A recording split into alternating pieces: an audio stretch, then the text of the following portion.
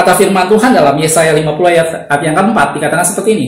Tuhan Allah telah memberi kepadaku lidah seorang murid, supaya dengan perkataan aku dapat memberikan semangat baru kepada orang yang letih lesu. Dibilang, setiap pagi ia mempertajam pendengaranku untuk mendengar seperti seorang murid. Jadi dalam firman Tuhan Yesaya tadi, bagi yang barusan kita baca, kita itu diberikan Tuhan lidah seorang murid dan telinga seorang murid. Dan kita tahu bahwa pekerjaan atau tanggung jawab yang utama dari seorang murid adalah belajar. Nah, contoh yang tadi kita lihat bagaimana orang-orang mencoba nyontek atau yang kita sering temui dalam sehari-hari, itu adalah mereka mencoba untuk mencapai sesuatu tanpa ada usaha belajar. Padahal justru usaha belajar inilah yang penting.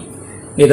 Kalau kita lihat dalam Mazmur 24 ayat 32, perkataan dari Salomo dibilang, aku memandangnya, aku memperhatikannya, aku melihatnya, dan menarik suatu pelajaran.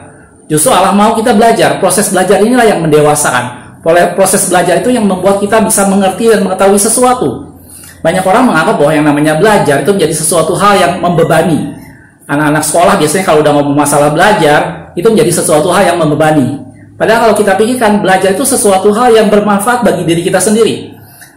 Keinginan atau kerinduan kita untuk belajar itu merupakan gambaran dari seberapa besar kita ingin mengetahui sesuatu, seberapa besar kita ingin menguasai sesuatu. Semakin kita ingin besar keinginan atau kerinduan kita untuk menguasai sesuatu, maka itu akan menjadi motivasi untuk kita belajar. Saya pernah buat sebuah quote tentang orang pandai dan orang bodoh. Orang pandai versus orang bodoh. Saya buat quote seperti ini. Orang pandai itu bukanlah orang yang memahami dan mengerti segala sesuatu. Tetapi orang yang menyadari bahwa masih banyak hal yang dia belum mengerti, sehingga dia memutuskan untuk tetap belajar dalam segala sesuatu. Itu orang pandai. Jadi orang pandai itu bukan yang menguasai segala sesuatu, justru yang menyadari bahwa dia masih banyak yang dia belum mengerti. Kebalikan dari itu adalah orang bodoh. Orang bodoh itu bukanlah orang yang tidak mengerti atau memahami apapun. Tetapi orang bodoh adalah orang yang menganggap bahwa dirinya sudah menguasai segala sesuatu, sehingga dia tidak tahu lagi apa yang harus dia pelajari. Akibatnya dia memutuskan untuk berhenti belajar karena dia tidak tahu apa yang dia harus pelajari. Jadi pandai atau bodoh itu bukan semata-mata berhubungan dengan IQ, tetapi itu berhubungan dengan sikap hati seseorang untuk belajar. Nah, Allah mau kita tetap belajar. Kita belajar dalam segala hal.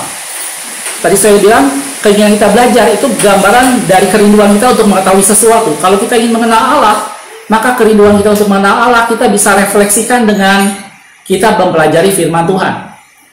Gitu. Dan tadi kita udah lihat bahwa Allah memberikan lidah seorang murid dan telinga seorang murid. Dan Salomo katakan, aku melihat, aku memandang, aku memperhatikan, dan menarik suatu pelajaran di dalamnya. Mari kita belajar, bahkan dalam salah satu ayat, dikatakan bahwa orang yang malas, kita suruh belajar pada semut. Selalu ada cara, selalu ada sarana untuk kita belajar. Belajar tidak selalu harus dalam satu institusi resmi. Kalau misalnya kita mau belajar ilmu pengetahuan, kita tidak boleh berpikir, oh saya hanya bisa belajar dari lembaga ilmu pengetahuan seperti sekolah. Itu betul, tapi bukan cuma itu. Kita bisa belajar dari yang lain juga. Kebalikannya, kalau kita berpikir, oh saya mau belajar masak, berarti saya harus bergabung atau daftar di sekolah memasak. Itu betul, tapi bukan cuma itu. Kita juga bisa melakukannya dengan cara nonton sendiri dari YouTube, kita baca buku dan segala macam. Itu. Dan Amsal katakan seperti dalam Amsal 6 ayat yang ke-6, hai pemalas, pergilah kepada semut, perhatikanlah lakunya dan jadilah bijak. Bahkan firman Tuhan dikatakan tadi, kita suruh belajar pada semut. Jadi belajar adalah menjadi sesuatu yang kita bisa lakukan di mana saja, kapan saja, dan kepada siapa saja, dalam bentuk apapun juga. Dan kalau kita lihat dalam firman Tuhan, kita akan menemukan tokoh-tokoh di mana Allah memakai orang-orang yang pandai. Tadi saya dibilang, orang pandai itu bukan berarti orang yang menguasai sesuatu, bukan berarti orang yang menguasai banyak hal, bukan. Orang pandai itu adalah orang yang menyadari bahwa dirinya banyak yang dia tidak tahu, sehingga dia harus belajar. Itulah orang yang pandai. Kalau kita lihat seperti Yusuf contohnya, dia seorang yang dipakai Tuhan, dia seorang yang berhikmat, dia seorang yang berakal budi, sehingga dia bisa menjaga kelangsungan umat Tuhan.